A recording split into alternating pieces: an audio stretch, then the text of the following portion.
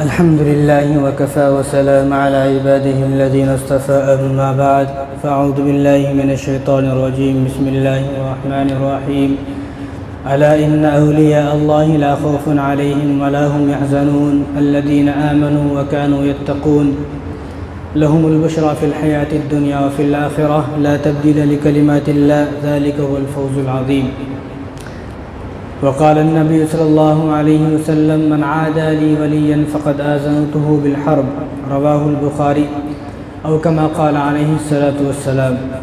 میرے محترم دوستو، عزیز ساتھیو، جو گزشتہ جمعہ باتیں ہو رہی تھی وہ حضرت شیخ عبدالقادر جیلانی کے متعلق باتیں ہو رہی تھی، تو باتیں بیچ میں رہ گئی تھی، تو اللہ تبارک و تعالیٰ وقت میں برکت کرے تو انہی باتوں کو پورا کرنا ہے۔ تو شیخ عبدالقادر جیلانی رحمۃ اللہ علیہ 18 سال کی عمر میں آپ شیخ الحدیث بن گئے اور بخاری شریف کا درس دینے لگے مدرسے کے اندر۔ بس آپ مدرسے کے اندر درس و تدریس میں تھے، آپ کتابیں پڑھاتے تھے، بس یہی آپ کا کام تھا۔ لیکن آپ کی عمر 30 سال کی ہو گئی۔ کتنی؟ 30 سال کی عمر ہو گئی، لیکن آپ صرف مدرسے میں طالب علموں کو پڑھاتے تھے، لیکن آپ بیان نہیں کرتے تھے۔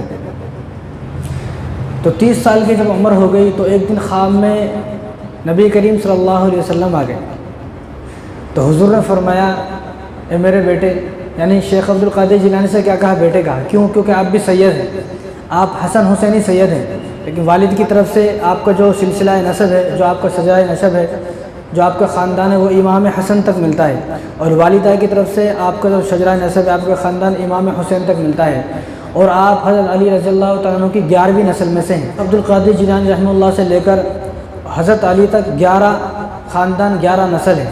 11ویں نسل میں آپ حضرت علی کے بیٹے ہیں۔ تو اس لیے حضور صلی اللہ علیہ وسلم نے فرمایا کہ میرے بیٹے تم بیان کیوں نہیں کرتے ہو؟ انہوں نے کہا کہ یا رسول اللہ، بات تو بہت اچھی ہے، آپ فرماتے ہوں بیان کیوں نہیں کرتے، لیکن میں کہاں جیلان کا رہنے والا، اور یہاں کے لوگ بغداد کے پیور عربی بولنے والے، اور میری زبان ایسی نہیں ہے، اور مجھے ڈر لگتا ہے کہیں ایسا نہ ہو کہ کوئی میری زبان سے ایسا جملہ نکل جائے، تو مجھے ڈر لگتا ہے۔ تو حضور نے فرمایا کہ میرے بیٹے ڈرنا نہیں، منہ کھولو۔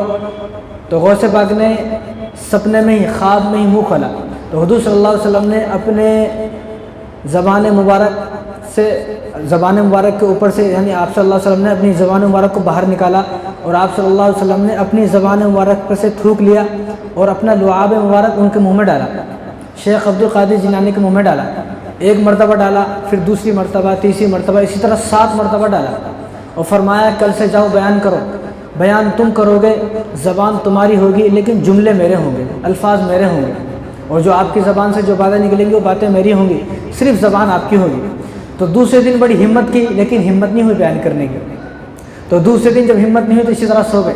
تو دوسرے دن خواب میں کون آ گئے؟ حضرت علی آ گئے، حیدر کرار، فاتح خیبر آ گئے۔ انہوں نے کہا کل حضور تمہارے خواب میں آئے تھے؟ کہاں؟ تو حضور نے کیا فرمایا تھا؟ تو آپ نے تو اس بات پر عمل نہیں کیا۔ تو انہوں نے فرمایا، غوث پاک نے، کہ مجھے یاد ہے وہ بات جو حضور نے فرمائی تھی، لیکن مجھے ہمت نہیں ہو رہی ہے، مجھے طاقت اتنی ہمت نہیں ہو رہی ہے کہ میں کیسے بیان کروں گا، مجھے ڈر لگتا ہے۔ تو حضرت علی نے خواب میں فرمایا ٹھیک ہے تم ایسا کرو، پھر منہ کھولو۔ تو شیخ عبدالقادر جیلانی رحمہ اللہ نے منہ کھولا، اور حضرت علی نے اپنے زبان مبارک سے اپنے منہ سے پھر تھوک ڈالا، 1 مرتبہ ڈالا، 2 مرتبہ ڈالا، 6 مرتبہ تھوک ڈالا، اپنے منہ سے تھوک جو لعاب ہے وہ شیخ عبدالقادر جیلانی کے منہ میں ڈالا، 6 مرتبہ ڈالا۔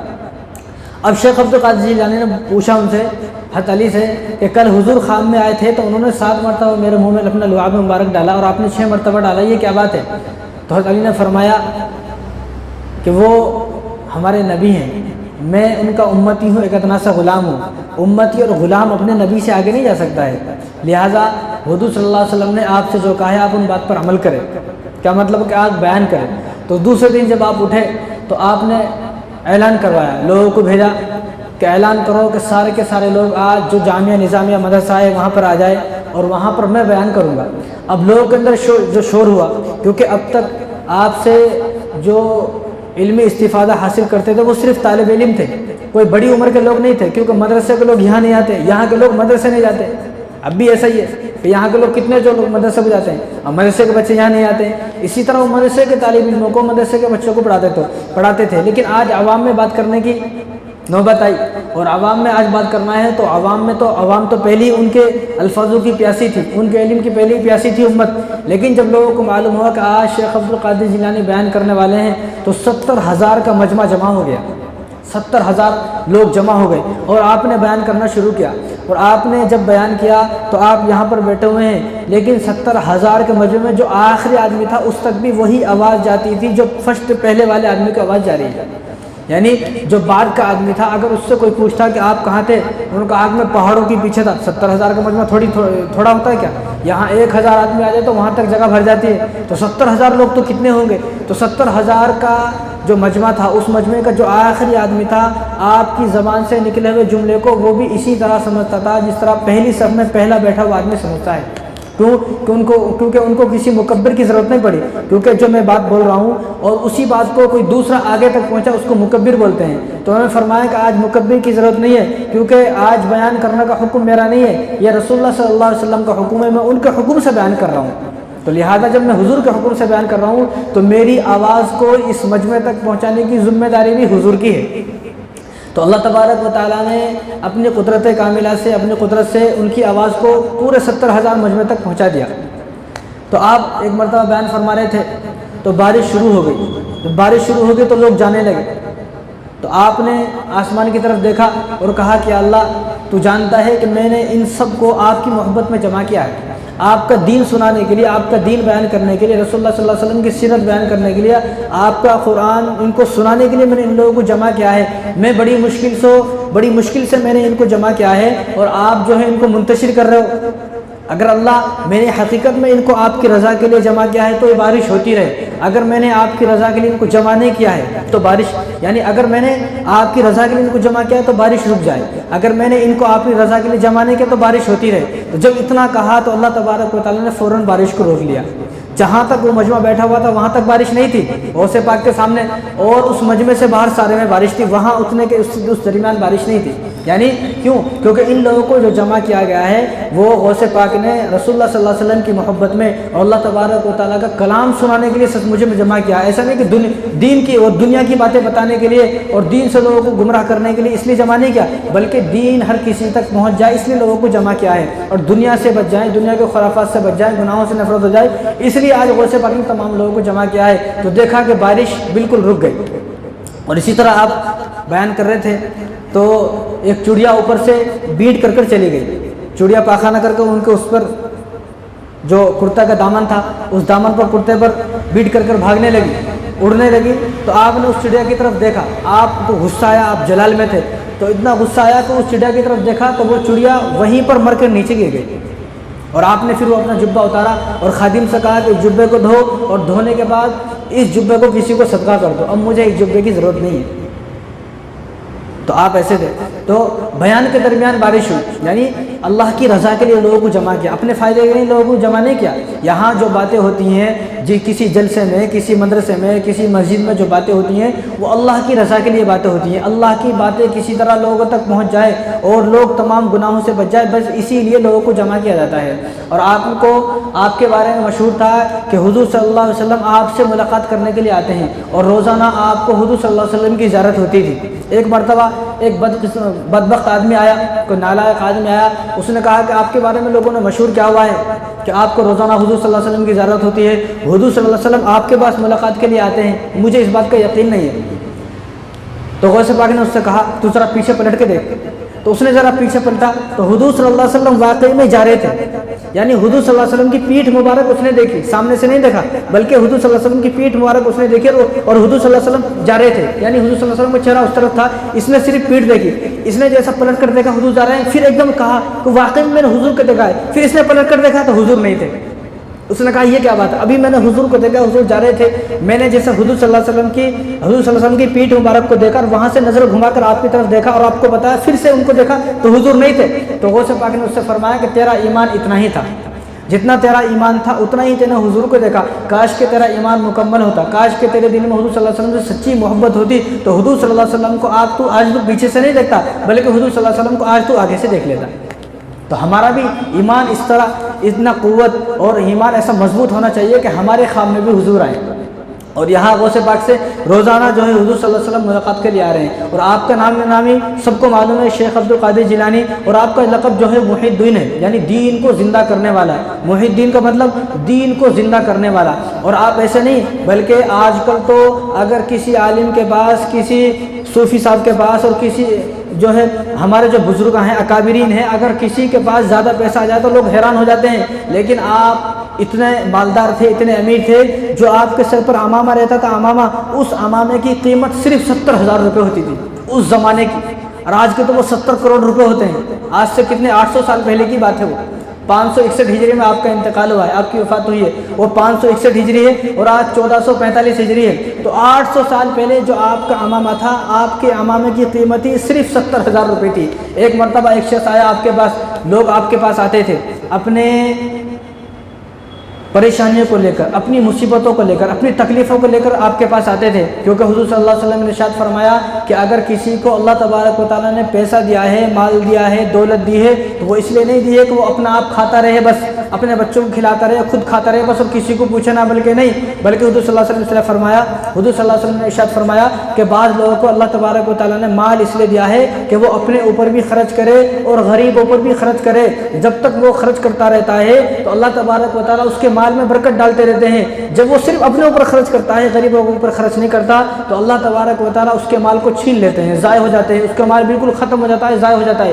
کتنے سارے لوگ ہیں ہمارے سامنے، امیر تھے، مالدار تھے، بڑے مالدار تھے، بڑی بڑی گاڑیاں تھیں ان کے پاس، لیکن ہمارے آنکھوں نے ان کو دیکھا کہ آج ان کے پاس کچھ بھی نہیں ہے، آج ان کے گھر میں کھانے کے لالے پڑ رہے ہیں، آج ساری چیزیں ان کے ہاتھ سے نکل گئی، بیماری آئے گی، بیماری میں سارا پیسہ لگ گیا، کوئی کیس چھڑ گیا، اس کیس میں سارا پیسہ لگ گیا، پولیس اور وکیل جو ہے دیتے دیتے سارا پیسہ، سارا جو ہے دال و دولت ختم ہوگی۔ کیوں؟ کیونکہ اللہ تبارک و تعالیٰ نے ان کو مال اس لیے دیا تھا کہ تاکہ تم اپنے اوپر بھی خرچ کرو، غریبوں کے اوپر بھی خرچ کرو۔ تو غوث پاک کو یہ حدیث معلوم تھی، ان کے پاس جو مال تھا ایسا نہیں کہ وہ خود اپنے اوپر خرچ کرتے تھے، بلکہ وہ غریبوں پر بھی خرچ کرتے تھے۔ ایک مرتبہ ایک آدمی ان کے پاس آیا، وہ کہا کہ حضرت میری بیٹی کی شادی ہے، دینے کے لیے کچھ بھی نہیں ہے، تو کیا کیا جائے؟ تو اس وقت آپ جو ہے ایسی جگہ پر تھے کہ آپ کے پاس کوئی پیسہ، کوئی مال نہیں تھا، تو آپ نے اپنا امامہ اتارا، اور امامہ اتارا اس کو دے دیا، تو اس کو نہیں معلوم تھا امامے کی قیمت کیا ہے، تو اس نے کہا حضرت یہ امامے کا میں کیا کروں، مجھے تو پیسے چاہیے، درہم و دینار چاہیے، مجھے تو کچھ اشرفیہ چاہیے، کچھ ایسی چیز چاہیے کہ میں اس کو بیچ کر اپنی بیٹی کی جو ہے شادی کروں۔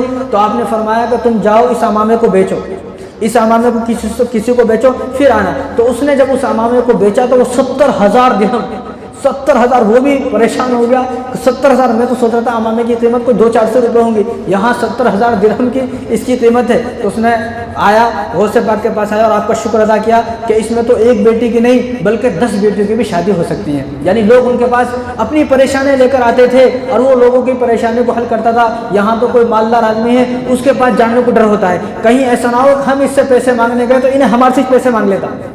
دیکھنے کو مالدار ہے، اس کے پاس سب کچھ ہے، لیکن جب اس سے مانگا جائے اور کسی غریب کی بیٹی کی شادی ہو محلے میں تو انہیں محلہ چھوڑ کر، بستی چھوڑ کر بھاگ جاتا ہے، کہیں ایسا نہ ہو کہ مجھے بھی 2-4 ہزار روپے دینے آ جائے۔ تو کوئی آدمی نہ سوچے کہ میرے پاس جو پیسہ ہے، میرے پاس جو بلڈنگ ہے، میرے پاس جو گاڑیاں ہیں، میرے پاس جو مہنگا فون ہے، اور میرے پاس جو اتنی پلاٹیں ہیں، یہ میں نے اپنی محنت سے کمائی ہیں، محنت سے نہیں کمائی ہیں۔ اگر محنت سے کمائی ہوتی تو مزدور ہم سے زیادہ محنت کرتا ہے، ایک لیبر ہم سے زیادہ محنت کرتا ہے، سیٹ صاحب آدمی کیا پورے دن کرسی پر بیٹھا رہتا ہے، لیکن ایک مزدور پورے دن محنت کرتا ہے۔ تو محنت سے نہیں کمایا، کوئی آدمی پیسہ محنت سے نہیں کماتا ہے، بلکہ پیسہ اللہ کے فضل سے کمایا جاتا ہے۔ جس پر اللہ کا فضل ہوتا ہے وہ تو عز من تشاء، اللہ جس کو چاہتے ہیں پیسے دیتے ہیں، عزت دیتے ہیں، اور اس کو تخت و تاج بھی دیتے ہیں۔ اللہ جس کے بارے میں چاہتے ہیں، جس کے بارے میں جس کو اللہ سے نفرت ہے، اللہ کو جس انسان سے نفرت ہے، اللہ تعالیٰ اس سے سب کچھ چھین لیتے ہیں۔ تو عزت اور ذلت اللہ کے ہاتھ میں ہے، پیسے دینا کس کو کب دینا ہے، کس کو نہیں دینا، یہ سب اللہ کے ہاتھ میں ہے۔ تو کوئی آدمی نہ سوچے کہ میں نے اپنی محنت سے کمایا ہے، یہ تو میں نے اپنے ہاتھوں سے کمایا ہے، اور رات دن لوگ مثال دیتے ہیں میرے سر کے بال ایسے سفید نہیں ہوئے، میں نے بڑی محنت کی ہے۔ محنت تو کی ہے، لیکن اللہ چاہے تو محنت کر سکتا تھا، اللہ نے چاہا تو نے محنت کی، اللہ نہیں چاہتے تو وہ کچھ بھی نہیں کر سکتا تھا۔ کیوں؟ کیونکہ ایک آدمی ابھی روڈ پر نکلے، اللہ معاف کرے، نعوذ باللہ، روڈ پر نکلے، ایکسیڈنٹ ہو جائے، اس کا ہاتھ پیر ٹوٹ جائے، کیا کرے گا؟ اللہ نہ کرے رات میں سویا صبح اٹھا اس کی آنکھوں کی روشنی ختم ہو گئی، دکھ رہا نہیں تو کیسے محنت کرے گا؟ تو اللہ نے جو مال دیا ہے نا یہ کسی کی محنت سے اس کے نہیں دیا، بلکہ اللہ نے اپنے فضل سے کسی کو مال دیا ہے۔ تو جس کو اللہ نے مال دیا ہے اس کو چاہیے کہ وہ مال کو خرچ کرے، جس طرح غوث پاک غریبوں پر خرچ کرتے تھے۔ ایک آدمی غریب غوث پاک کے پاس آیا اور اس نے شکایت کی کہ ہم بغداد سے اس گاؤں سے جب دوسرے گاؤں جاتے ہیں تو اس زمانے میں ایسا نہیں تھا، اس زمانے میں کوئی راکٹ چلتے تھے یا ہوائی جہاز چلتے تھے، ایروپلین چلتے تھے، اس طرح نہیں، بلکہ اس نے یہ کہا کہ میرے گاؤں سے میں جب دوسرے گاؤں جاتا ہوں تو اس دوسرے گاؤں جانے کے لیے بیچ میں ایک سمندر آتا ہے، بیچ میں ایک دریا آتا ہے، بیچ میں ایک نہر آتی ہے، تو میں اس نہر کو پار کرنے کے لیے مجھے جو پانی کی کشتی ہے اس کشتی میں جو سوار ہونا پڑتا ہے، اور وہ ملاح جو ہے، وہ کشتی کا جو مالک ہے ملاح ہے، وہ مجھ سے پیسے مانگتا ہے، میرے پاس تو پیسے نہیں ہے، میں کیا کروں، میں کیسے جاؤں؟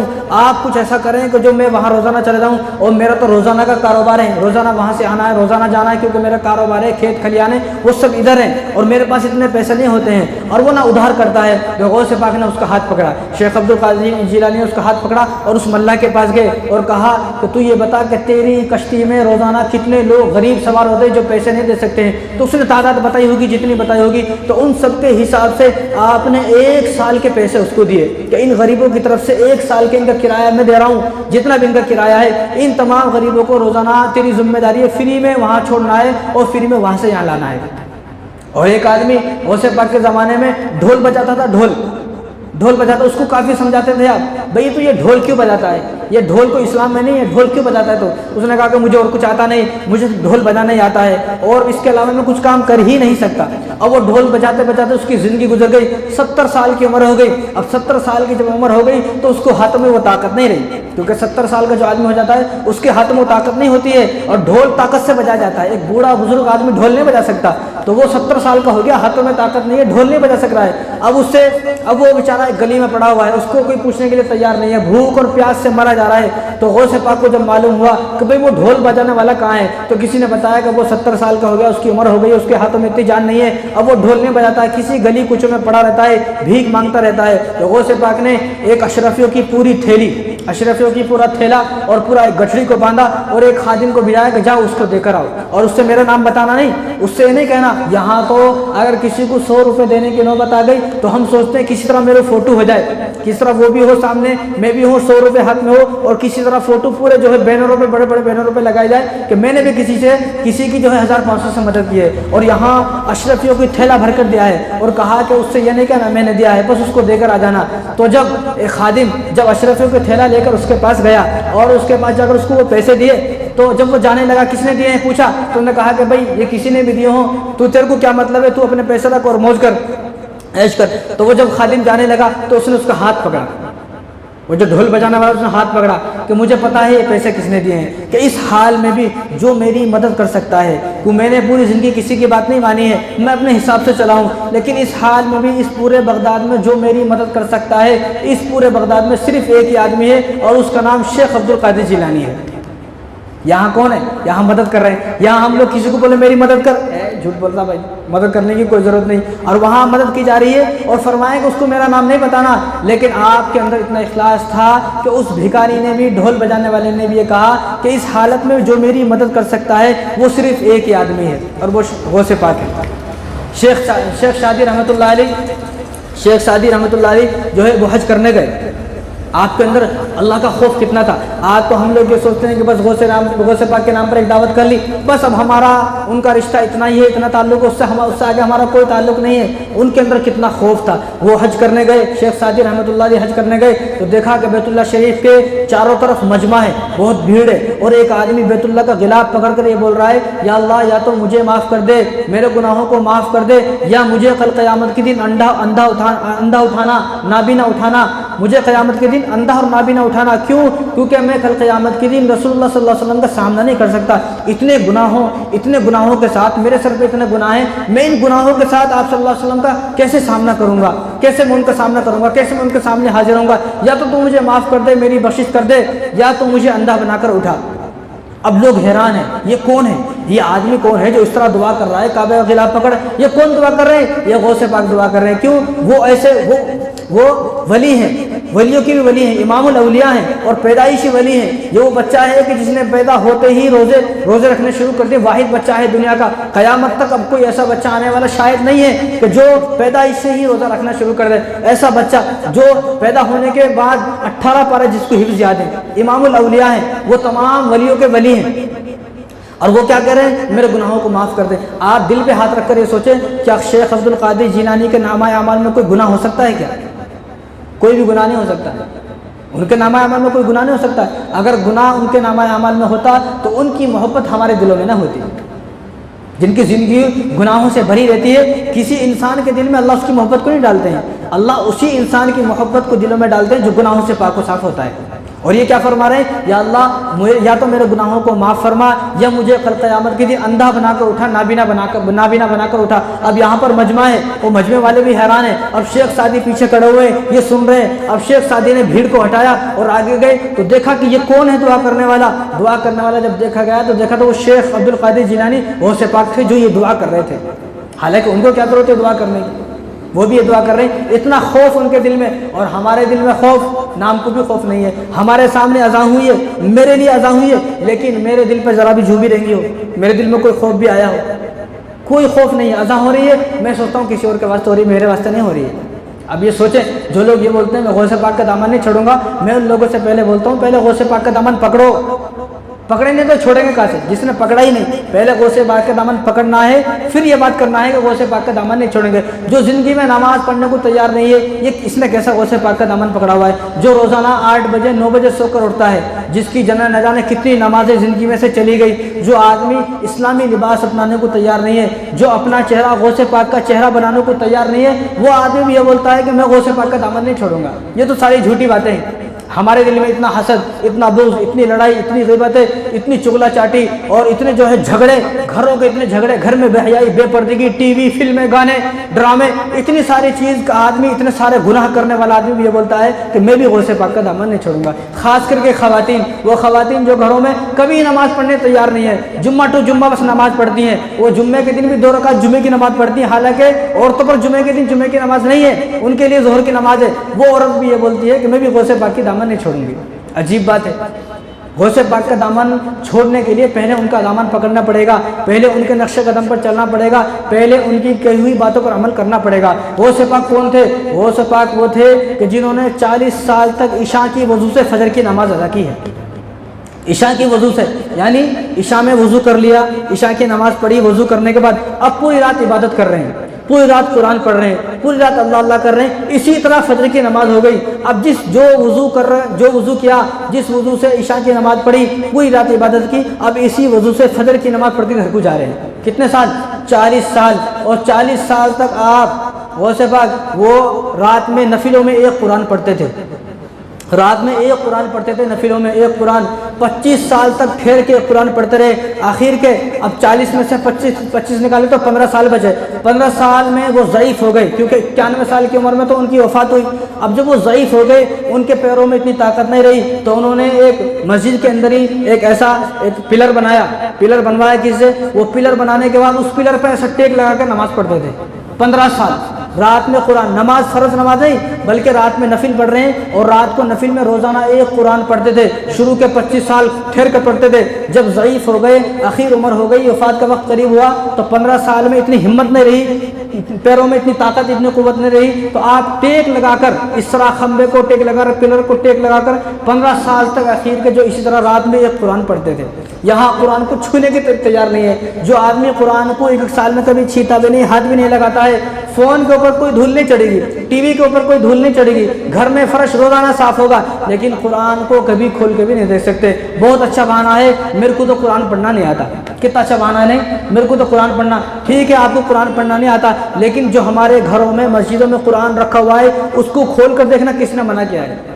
اس کو صاف کرنا کس نے منع کیا ہے؟ مسجدوں میں قرآن ہے، دھول چڑھی ہوئی ہے قرآن پر، ان قرآن کو کھول کر دیکھنا، ان قرآن کو صاف کرنا، یہ کس نے منع کیا ہے؟ یہ تو کسی نے منع نہیں کیا. حالانکہ علماء فرماتے ہیں کہ جو ہماری مسجدوں میں گھروں میں قرآن ہے اور ان قرآن کے اوپر دھول چڑھ گئی ہے اور کوئی آدمی اس دھول کو اپنے کپڑے سے صاف کرے, یہ قرآن کی دھول ہے, یہ روڈ کی دھول نہیں ہے, یہ گاڑی پر لگی دھول نہیں ہے, کپڑوں پر یہ قرآن پر لگی دھول ہے. یہ کتنی مبارک دھول ہوگی, قرآن کتنا مبارک ہے, یہ دھول بھی کتنی مبارک ہوگی جو قرآن کو صاف کرے اپنے کپڑوں سے. اور یہ دھول اس کپڑے پر لگی اور اس کپڑے کو اپنی آنکھوں پر ایسا لگا لے گا تو یہ مر جائے گا, لیکن اس کی آنکھوں کی بینائی کبھی کم نہیں ہوگی. یہ کس نے منع کیا؟ یہ کتنا اچھا جواب ہے. میرے کو تو قرآن پڑھنا نہیں آتا ہے, تو قرآن کو کھول کر دیکھنا کس نے منع کیا ہے, قرآن کو صاف کرنا کس نے منع کیا ہے. اور یہاں غوث پاک ہیں 40 سال تک روزانہ رات میں ایک قرآن پڑھ رہے ہیں. اب جو آدمی قرآن کو کبھی چھینکا بھی نہیں دیکھتا ہے, یہ بھی بولتا ہے کہ میں بھی غوث پاک کا دامن نہیں چھوڑوں گا. یہ کیسی زندگی ہے. اور یہاں 40 سال تک عشاء کی وضو سے فجر کی نماز پڑھ رہے ہیں. یہاں زندگی گزر گئی, زندگی بیت گئی, 60 سال 70 سال کی عمر ہو گئی, لیکن کبھی عشاء کی نماز پڑھنے کی توفیق نہیں ملی, فجر میں اٹھنے کی توفیق نہیں ملی. آپ کی عمر 91 سال آپ کی عمر ہو گئی. باتیں تو بہت ساری آپ کے بارے میں کاٹ کے بتا رہا ہوں. 91 سال کی آپ کی عمر ہو گئی, آپ نے شادی نہیں کی کیونکہ آپ نے اپنی زندگی کو وقف کر دیا اللہ کے لیے, اللہ کے دین کے لیے, قرآن کے لیے, لوگوں تک دین کو پہنچانے کے لیے وقف کر دیا. 51 سال کی عمر ہو گئی, 51 ایئرس کی آپ کی عمر ہو گئی. تو ایک دن حضور خام میں آئے, اے میرے بیٹے, کیا کہا, اے میرے بیٹے اپنے ایمان کو مکمل کر. جب یہ سنا آپ نے کہ ایمان کو مکمل کر, تو آپ چیخ مار کر رونے لگے خام میں. یا رسول اللہ, یہ آپ کیا فرما رہے ہیں, میری تو پوری زندگی گزر گئی, پوری زندگی اسی لائن میں گزر گئی, دین کو پہنچاتے ہوئے گزر گئی, آپ یہ فرما رہے ہیں کہ ایمان کو مکمل کر, میں ایمان کو کیسے مکمل کروں؟ تو حضور نے فرمایا کہ تو نے ساری چیزوں پر عمل کیا ہے, لیکن تو نے ایک چیز پر عمل نہیں کیا. تو حیران ہو گئی, یا رسول اللہ یہ کیا بات فرما رہے ہیں آپ, میں نے تو اپنی زندگی میں کوئی چیز ایسی چھوڑی ہی نہیں جس چیز پر عمل نہ کیا ہو. میری نظروں میں تو, میرے ذہن اور خواب و خیال میں کوئی ایسی چیز ہے ہی نہیں جس پہ میرا عمل نہ کیا ہو. یہ ایسی کون سی چیز ہے جس کے بارے میں آپ فرما رہے ہیں؟ تو حضور نے اس وقت فرمایا النکاح نصف الایمان. آپ نے نکاح نہیں کیا, آپ نے شادی نہیں کی. اور آپ کو معلوم ہے کہ میری حدیث ہے, میں نے اپنے اسی زمان مبارک سے فرمایا النکاح نصف الایمان, کہ نکاح کرنے کے بعد آدمی کا ایمان مکمل ہوتا ہے. نکاح کرنے سے پہلے, شادی سے پہلے اس کا ایمان ادھورا رہتا ہے, آدھا ہوتا ہے, ایمان مکمل نہیں. شادی کی النکاح نصف الایمان, شادی کے بعد ایمان مکمل ہوتا ہے. لہٰذا تم شادی کرو تاکہ تمہارا ایمان مکمل ہو. صبح میں جب اٹھے تو حیران ہو گئے, پھر ایک شادی نہیں کی بلکہ 4 شادی کی. کتنی؟ 4 شادی کی. اور آپ کی بیویوں کا نام جو ہے وہ حضرت مدینہ, اور ان کو حضرت نہیں, ان کو اس وقت میں بیوی بولتے تھے, Bibi Madina, Bibi Sadiqa, Bibi Momina اور بی بی محبوبہ. یہ آپ کی 4 بیویاں ہیں, ایک نہیں بلکہ 4 شادیاں کی. کیوں؟ کیونکہ یہاں دیکھو, یہاں سنت کے مطابق کہا جا رہا ہے. یہاں حضور نے فرمایا کہ تم نے میری ایک سنت پر عمل نہیں کیا, تم اگر میری ایک سنت پر عمل کرو گے تمہارا ایمان مکمل ہو جائے گا. کس کے بارے میں؟ سنت. اور یہاں نہ جانے کتنے فرائض چھوٹ گئے, کتنے فرائض زندگی سے ختم ہو گئے, کوئی احساس نہیں ہے, کوئی احساس نہیں ہے, کانوں پہ جو تک بھی نہیں رہیں گے. اور پھر یہ کہنا کہ میں بھی غوث پاک کا دامن نہیں چھوڑوں گا, کتنی بیکار سی بات ہے, کتنی کم عقلی کی بات ہے, کتنی واہیات کی بات ہے. کیسی عجیب سی بات ہے کہ جو آدمی غوث پاک کی تعلیمات پر عمل کرنے کو تیار نہیں ہے, اور وہ بھی یہ کہتا ہے کہ میں بھی غوث پاک کا دامن نہیں چھوڑوں گا. اور آپ کے 4 بیویوں سے کتنے بچے ہوئے؟ 49 بچے ہوئے. 49 آپ کے بچے ہوئے, ایک کم 50 آپ کے بچے ہوئے. ان بچوں میں سے 27 لڑکے تھے اور 22 لڑکیاں تھیں. 27 بیٹے آپ کے اور 22 بیٹیاں. بیٹیاں جتنی تھی ساری حافظہ تھی, قرآن کی حافظہ. کون؟ کس کی بیٹیاں؟ غوث پاک کی ساری بیٹیاں حافظہ تھی. اور ہمارے بیٹے کو ایک سورت حفظ یاد نہیں ہے. میرے بیٹا کیا, میرے کو خود یاد نہیں ہے.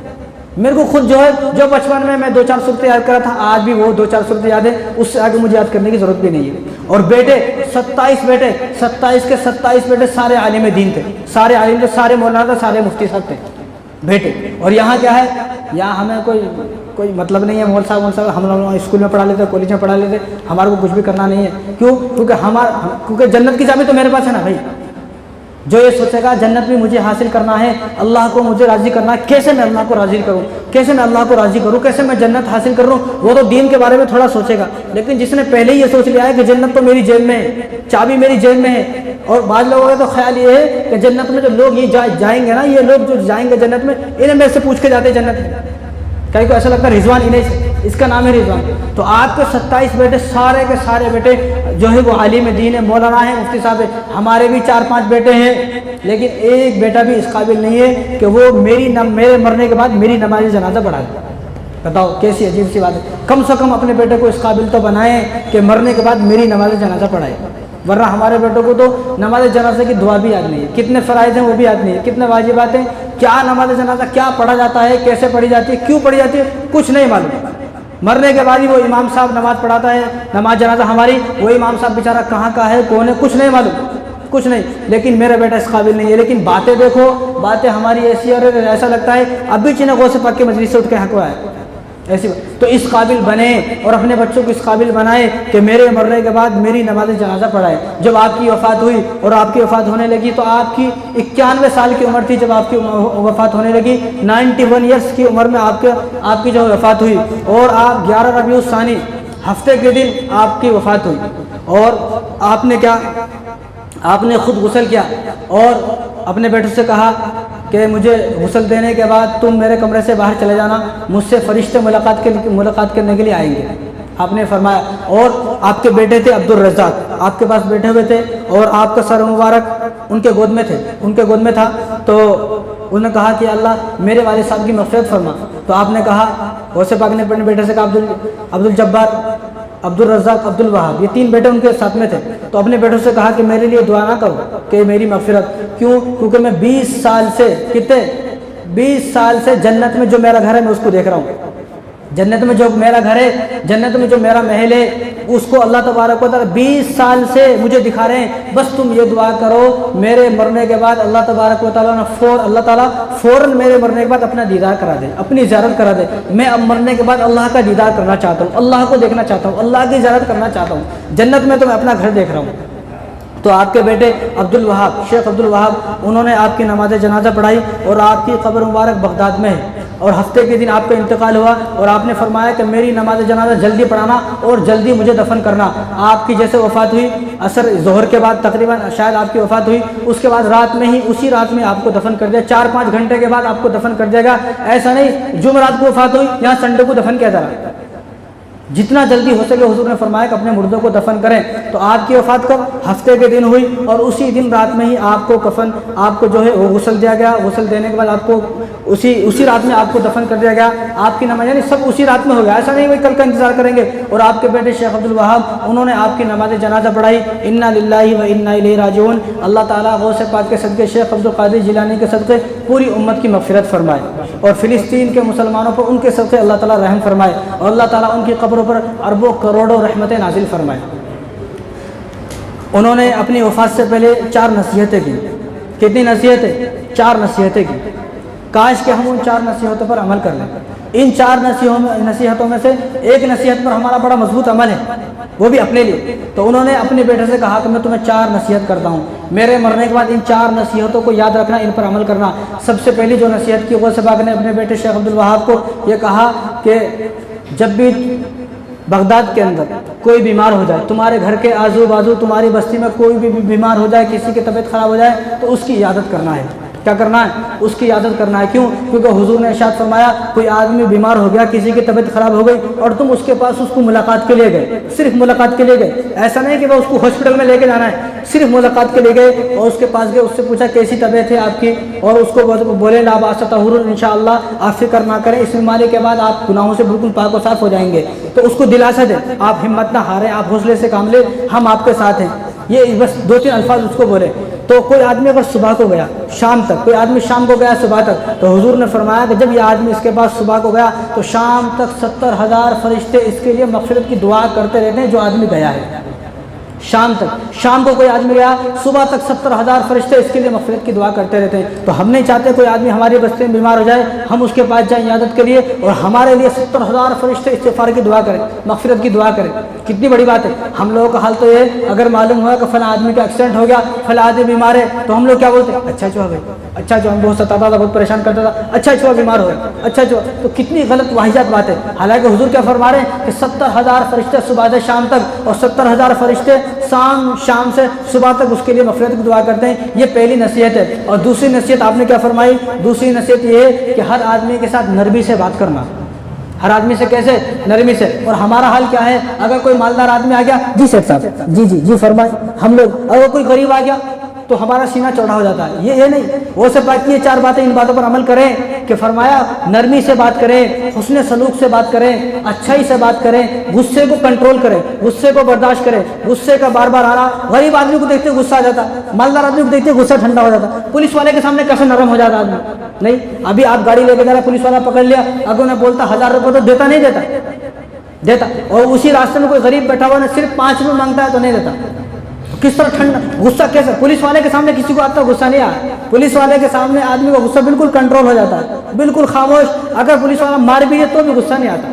تو اسی طرح آدمی کو ہر انسان کے لیے، ہر غریب کے لیے نرم ہو جانا چاہیے. غوث پاک کی جو ہے یہ نصیحت ہے. دوسری نصیحت، تیسری نصیحت یہ ہے کہ اپنے اخلاق کو اچھا بنائیں، حسن سلوک سے سب سے پیش آئیں، اخلاق سے پیش آئیں.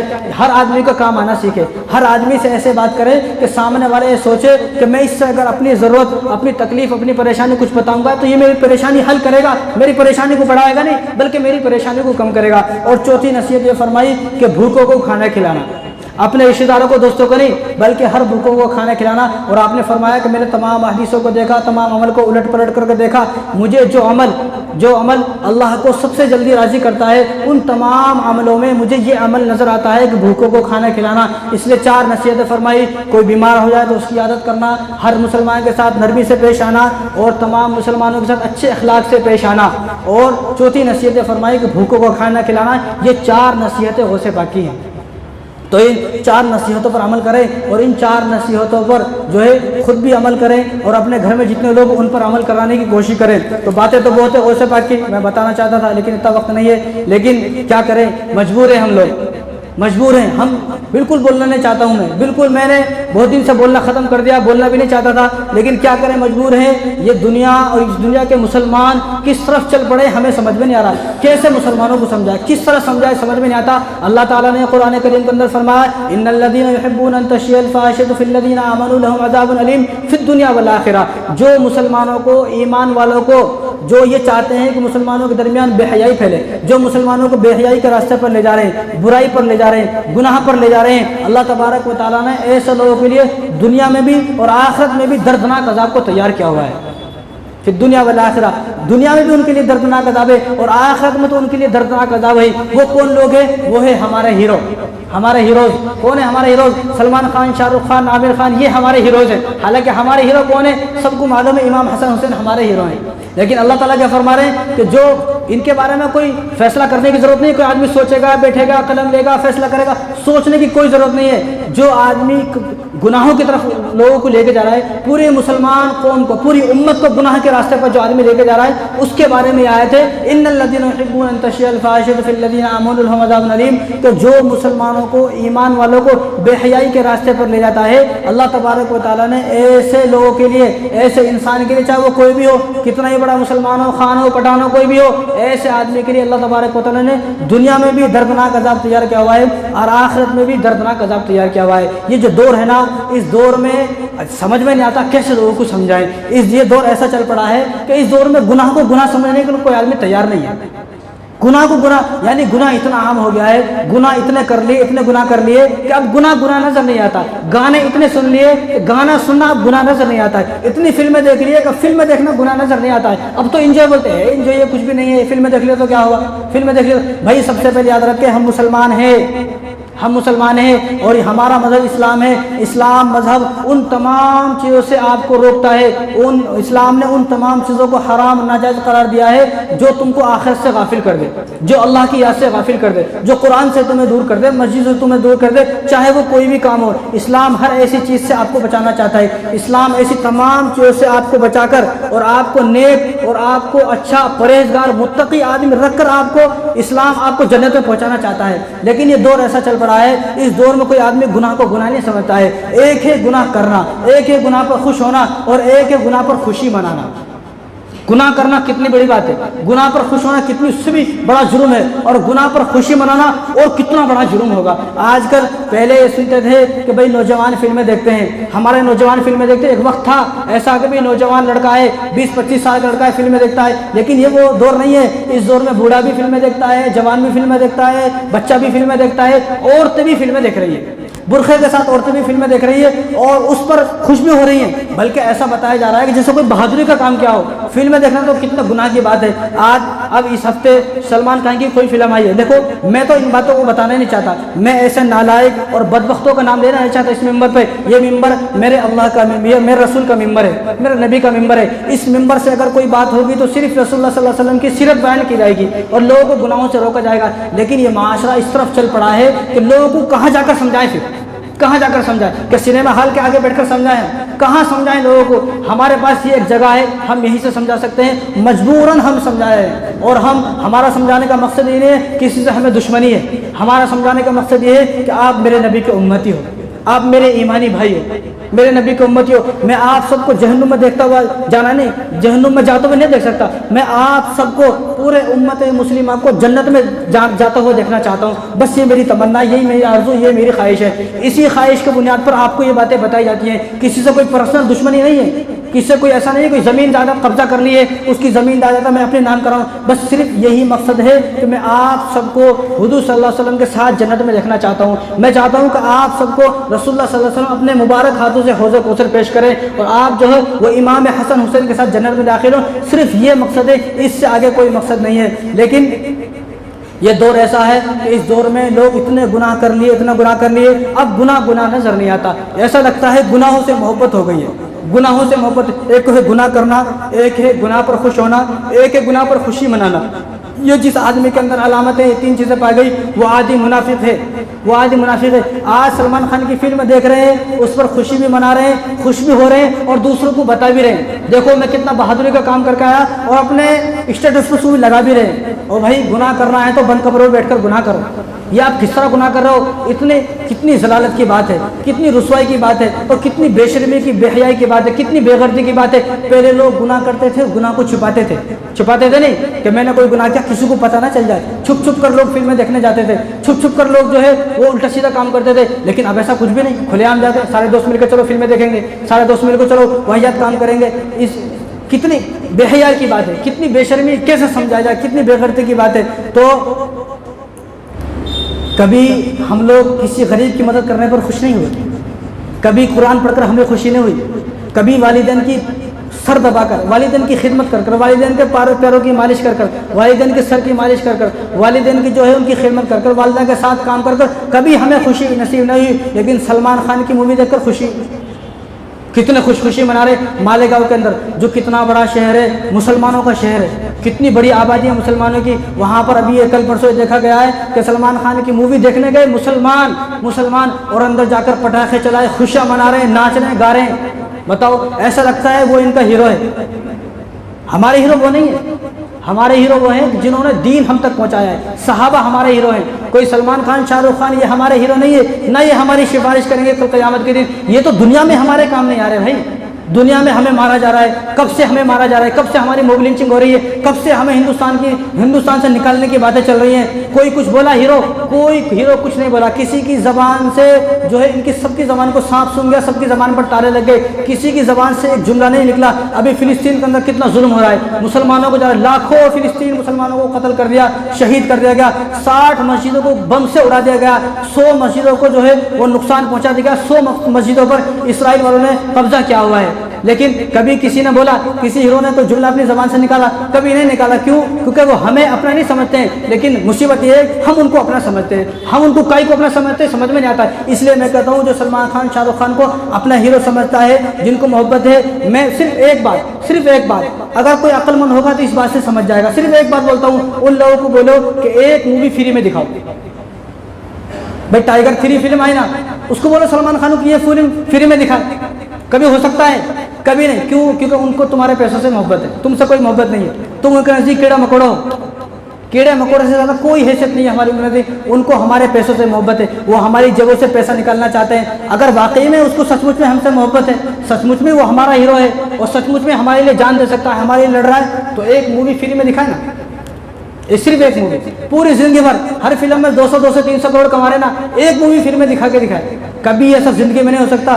عقل مند آدمی اسی بات سے سمجھ جائے گا، عقل مند ہوگا تو اسی بات سے سمجھ جائے گا۔ اس لیے فلموں پر خوش ہونا یہ کیا علامت ہے؟ یہ علامت ہے کہ ہمارے دل کو نفاق کا کیڑا لگ چکا ہے، دل میں نفاق پیدا ہو گیا ہے، ایمان کمزور ہو گیا ہے، ضمیر مر گیا ہے، ایمان مردہ ہو چکا ہے۔ اب ایمان کی اس کو پھر سے تجدید ایمان کی ضرورت ہے، پھر سے کلمہ پڑھے، پھر سے کلمہ پڑھے اور پھر سے کلمہ کر کے توبہ کرے، توبہ استغفار کرے۔ ایک طرف تو یہ دیکھیں آپ، ایک طرف فلسطین میں اتنے لوگ لاکھوں مسلمانوں کو مار دے گا، شہید کر دے گا، جگہ جگہ دعائیں ہو رہی ہیں، جگہ جگہ توبہ استغفار کی مجلسیں لگ رہی ہیں اور جگہ جگہ اعلانات کیے جا رہے ہیں۔ بڑے بڑے علماء مولانا سجاد نعمانی اور بڑے بڑے مولانا اشرف مدنی، محمود مدنی اور بڑے بڑے یہاں دارالعلوم حیدرآباد کے اندر تو بڑی بڑی جو مدارس ہیں، بڑے بڑے اکابرین ہیں، خانقاہیں جنہوں نے کھولی ہوئی ہیں، لوگوں کو روزانہ بلا رہے ہیں، مجلسیں لگ رہی، دعا یا مجلسیں، توبہ کی مجلسیں، استغفار کی مجلسیں، لوگوں کو بلا جا رہا ہے۔ لوگ جو ہے وہ توبہ کریں، رو رو کر توبہ کریں، رو رو کر اللہ کو منائیں کہ کسی طرح وہ اسرائیل والے یہودی کسی طرح باز آ جائیں، کسی طرح ہمارے فلسطین کے مسلمان جو ان پر رحم ہو جائے،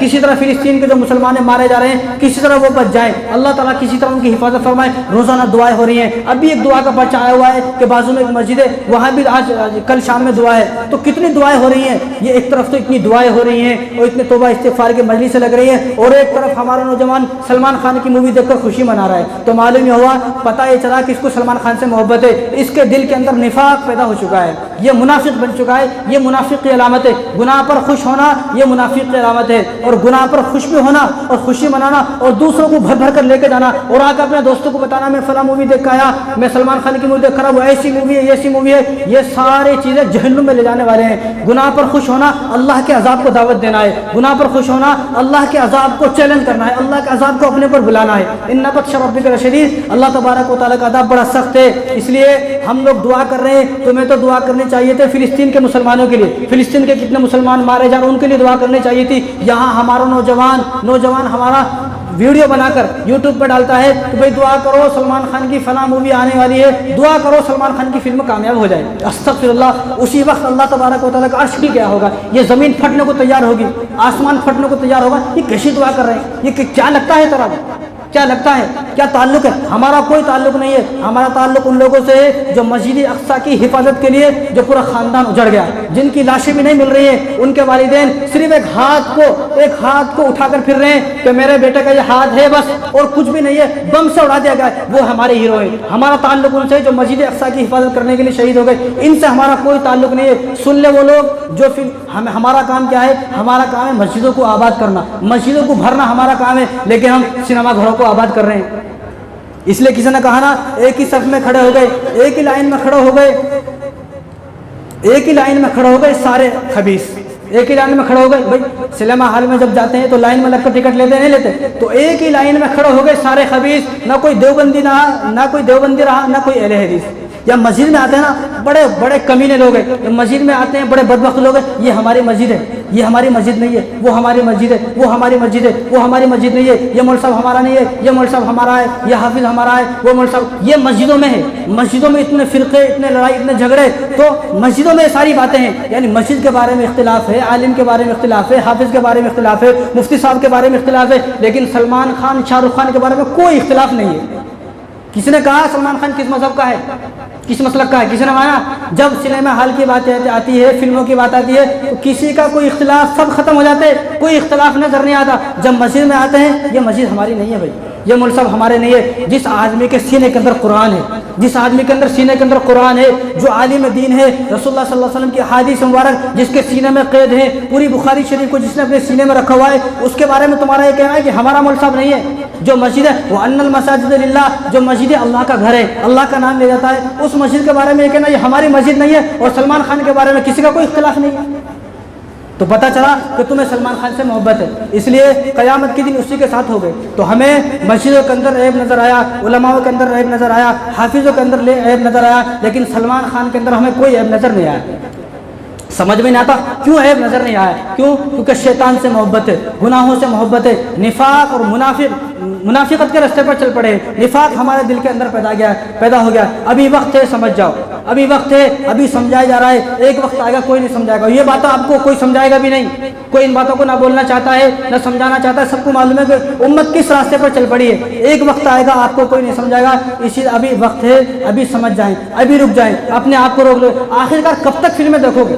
کب تک سلمان خان شاہ رخ خان کے فین بنو گے؟ کبھی حضور کے فین بنے, کبھی امام حسن حسین کے فین بنے. غوث پاک کا مہینہ آیا اور غوث پاک کا مہینے میں پوری بھگونے کھا گئے, بریانی کھا گئے, سب کھا گئے. لیکن اب شاہ رخ خان کی, سلمان خان کی فلم آئی تو سب لوگ سلمان خان کی مووی دیکھنے پہنچ گئے. تم جھوٹے ہو, منافق ہو تم لوگ. تو پچھلے مہینے یہ کہہ رہے تھے میں غوث پاک کا دیوانہ ہوں, اب تم سلمان خان کے دیوانے ہو گئے.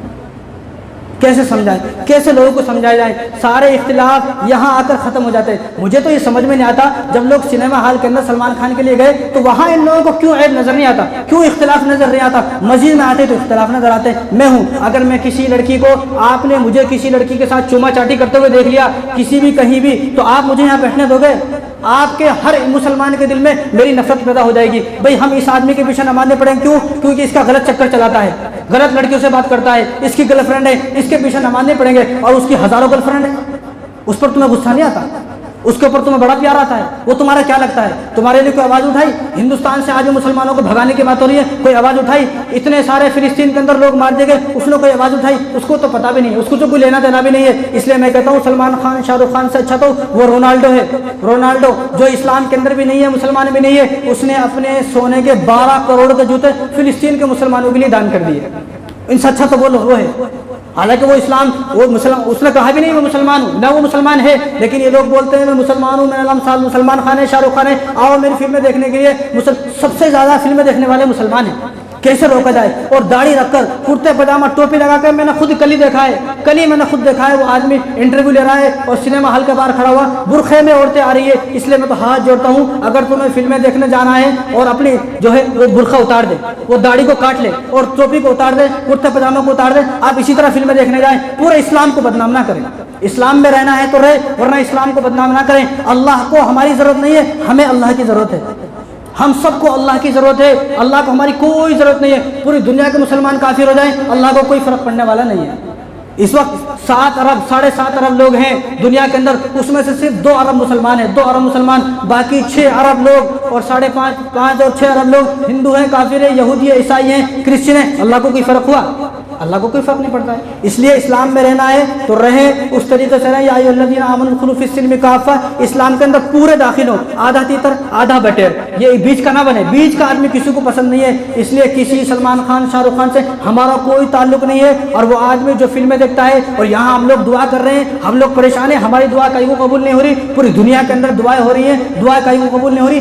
ایسے لوگ جب اس امت کے اندر موجود ہیں, جب تک ہماری کوئی دعا قبول نہیں ہوگی. اس لیے فلموں سے توبہ کریں. ان لوگوں ان سے ہمارا کوئی تعلق نہیں ہے. کل قیامت کے دن کاش کہ ہم نے اپنے فلسطینی مسلمان بھائیوں کے لیے دعا کی ہوتی. کل قیامت کے دن وہ ہمارا ہاتھ پکڑ کر جنت میں لے کے جائیں گے. یا اللہ, جب ہمارے اوپر یہودی بم برسا رہے تھے, گولی چلا رہے تھے, یہ ہمارے لیے ہندوستان میں چنا پور میں بیٹھ کر, بالے نگر میں بیٹھ کر, حیدرآباد میں بیٹھ کر دعا کر رہا تھا. ہم جانتے ہیں اس کی دعا کو. یا اللہ, اس کو میرے لیے, اس کو میرے ساتھ جنت میں میرے ساتھ داخل کر. اور جو آدمی اس طرح فلسطین کے مسلمانوں پر بم ڈالا جا رہا ہے, اور یہ سلمان خان کی مووی دیکھ کر سنیما ہال میں مووی دیکھنے کے لیے سنیما ہال میں گیا, تو یہ فلسطین کا بچہ اس کو پکڑ کر لے جائے گا کہ جس وقت ہمارے اوپر بم ڈالے جا رہے تھے, یہ سنیما ہال میں بیٹھ کر فلمیں دیکھ رہا تھا, سلمان خان کی فلمیں دیکھ رہا تھا. اس لیے خدا کی قسم ہمارا ان سے کوئی تعلق نہیں ہے. ہمارا تعلق مسجد سے, علماء سے ہمارا تعلق ہے, اور ہم امام حسن حسین کے ساتھ جنت میں جائیں گے. اس لیے اپنا آپ کو خالص مسلمان بنائے.